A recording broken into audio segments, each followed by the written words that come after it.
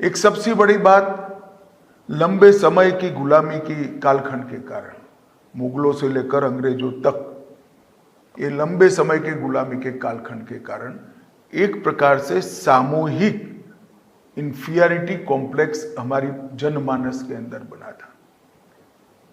व्यक्ति का inferiority complex दूर करना, राहुल जी, बड़ा सरल होता है, मगर जनमानस का, प्रजा का इंफीरियरिटी कॉम्प्लेक्स दूर करना बड़ा कठिन होता है। जब इस देश के आज़ादी के 75 साल हुए,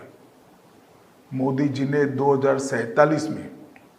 महान भारत की रचना की कल्पना रखी, पूर्ण विकसित भारत की कल्पना रखी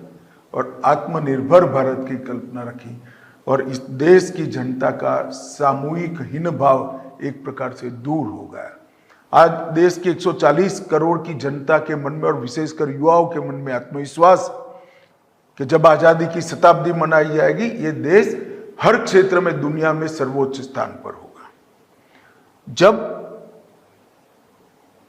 प्रजा के जनमानस से इस प्रकार का इंफीरियरिटी कॉम्प्लेक्स दूर होकर आत्मविश्वास बढ़ता है कोई नेता, तब वो देश के विकास का मूल कारण बनता है, देश के विकास की गति का मूल कारण बनता है और देश को गंतव्य स्थान पर पहुंचाने का भी मूल कारण। नरेंद्र मोदी जी ने हर भारतीय में ये आत्मविश्वास भरा है। हर क्षेत्र में हम अच्छा कर सकते हैं, हर क्षेत्र में भारतीय आगे होना चाहिए, हर क्षेत्र में हम परिणाम भी ला सकते हैं। इसी के कारण स्टार्टअप खड़े हो गए, इसी के कारण हमारी भाषाओं को संभाल कर रखने का एक अभियान चालू हो गया, इसी के कारण आत्मनिर्भर भारत और स्वदेशी का भाव हुआ, इसी के कारण रिसर्च एंड डेवलपमेंट का काम कई मोर्चों पर चालू हुआ,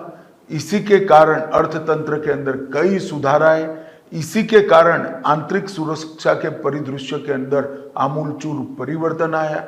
और एक प्रकार से पूरा देश, चाहे वो किसान हो, चाहे विद्यार्थी हो, चाहे उद्योगपति हो, चाहे मजदूर हो या चाहे सरकारी कर्मचारी हो, सबके मन में एक ही लक्ष्य तय हो गया कि हम 2047 में महान भारत की रचना में जुड़ जाए, पूर्ण विकसित भारत की रचना में जुड़ जाए। और मैं मानता हूं ये बहुत बड़ा नेतृत्व का गुण है जो इतने करोड़ों लोगों को एक ही लक्ष्य की ओर प्रेरित कर जाता है।